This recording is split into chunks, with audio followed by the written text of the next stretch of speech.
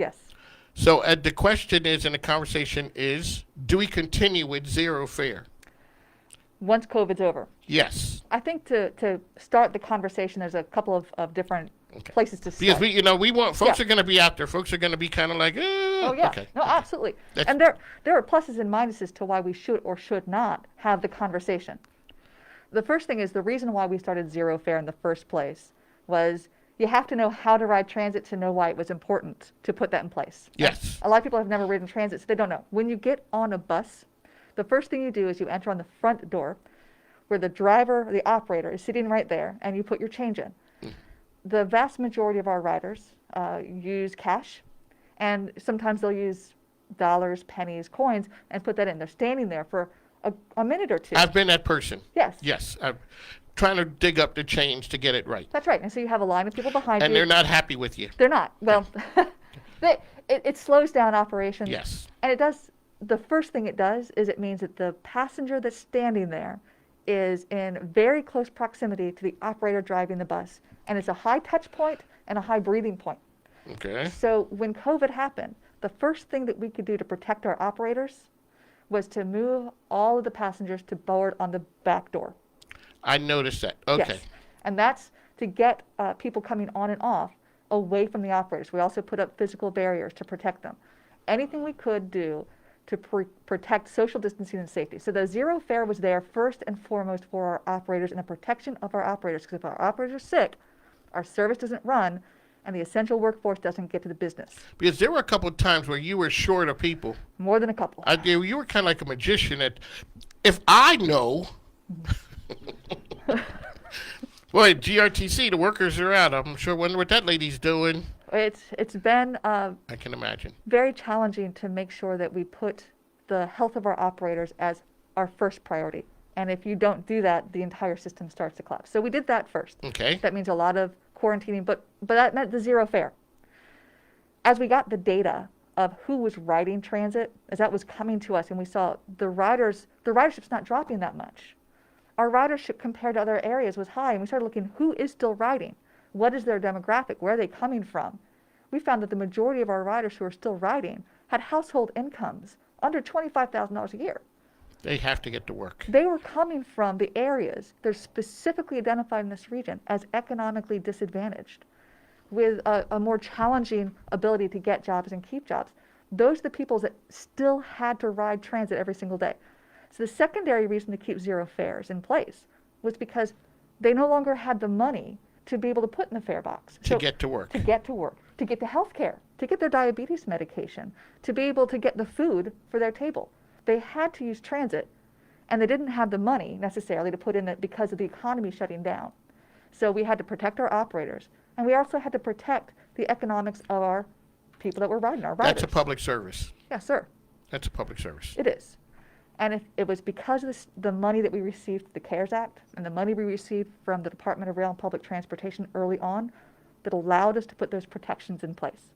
So when we look at the CARES Act or this new bill that passed, there are things in there that help us that people don't know about. So immediately they cut the payment to people from $1,200 to $600. Everybody's up in arms. Oh my goodness. Okay, but there are things like that right there that allowed people to continue to get to work, to do what they're doing, to provide for their family. That's correct. That was in there and we didn't even know about. If it weren't for the CARES Act money, we would have had to shut down a lot of our service and we'd have to furlough people. We would not have been able to run without the CARES Act money. Okay. So that was critical to us. Now that we're most of the way through the COVID virus, I'm going to knock on wood here because I'm going to keep the faith that we're most of the way through. There's still the issue of COVID. Even once the vaccine's out there, COVID will not be gone. The flu won't be gone. There's a lot of other illnesses. Right. Okay. So we still have the need to protect our operators, and so we still have the need for that protection. We also still have the need for economic recovery of our riders. Even once COVID's over and the economy completely reopens, they still need to build back what limited wealth they had to be able to pay for their rent, to be able to catch back up wherever they fell behind. So we'll have a period of time where it's going to be important to protect those populations as well. Requiring them to immediately come back and putting fares in means that we have to have them make the choice between the fare and transportation or the food they put on the table, or the rent that they're paying, or the electricity. If we can remove that burden for just a little bit longer until they have the ability to put the fares back in, we need to consider that as a conversation. Once we're without zero fares, once we're without fares or at zero fares for a year and a half, which at this point looks like it's very likely going to be a year and a half, how do we return back to fares, and should we? What is the economic case? What's the business case for staying zero fare? And Are there other systems out there that are zero fares? Yes, there are. Most of them tend to be smaller or mid-size. GRTC are smaller. Kansas City is one that's looking into it. They did it pre-COVID. They were looking to go this way. There's Chapel Hill down North Carolina. There's several across the country that make that as their model. And they look for funding sources outside of the fare box. They look for funding sources that would include partnerships with universities, partnerships with businesses, partnerships that depend on the service that's provided to those institutions rather than the riders putting that dollar into our fare box. Okay. And it's a lot of times a VCU partnership it's a good example of a partnership where when they cut some of their bus service, they started providing operational subsidies to GRTC, and their student body, faculty, staff, the healthcare workers started to work. We saw an increase in ridership. Those riders weren't paying, but VCU was paying on their behalf, straight to us. And it increased ridership. We also saw that when the redesign happened in 2018, there was a month, or I think it was a month, where we went zero fare. Ridership went through the roof. So when people don't have to pay out of their own pockets when it's coming from somewhere else, we see a dramatic increase in access. We see an increase in people's ability to ride, higher ridership.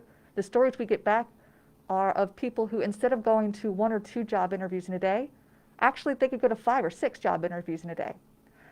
They were able to, instead of choosing between going to work or going to school, they could do both. I remember when you guys did the whole idea of riding for free, because that's okay. Yeah, this is a business show. We got to touch on this here. Yeah. The marketing of some of the commercials you guys got are pretty smooth. They are nice. That and it tells the story of what's going on, because I remember when you guys did the ridership, come on and ride for the day, and everyone was involved. So what you're saying is when it stopped, it's not a problem to you. Okay, it's not a problem. That's revenue that you guys could get, but it showed that people will ride transit. It does. Now, when you're talking about the loss of that revenue, you need to talk about it. We need to get the revenue back. We can't just forego it altogether. The question is where does that come from, and what's the mindset around it? Do we get the revenue from the fare box, from the people who are riding it, from the people who can least afford to pay it? Or do we look for other revenues? Businesses. Look to businesses. We look to institutions. We look to other forms of payment to fill that as an investment, because we know that when someone who is low income puts that dollar into the fare box, $1.50 in the fare box, it leaves our wallet.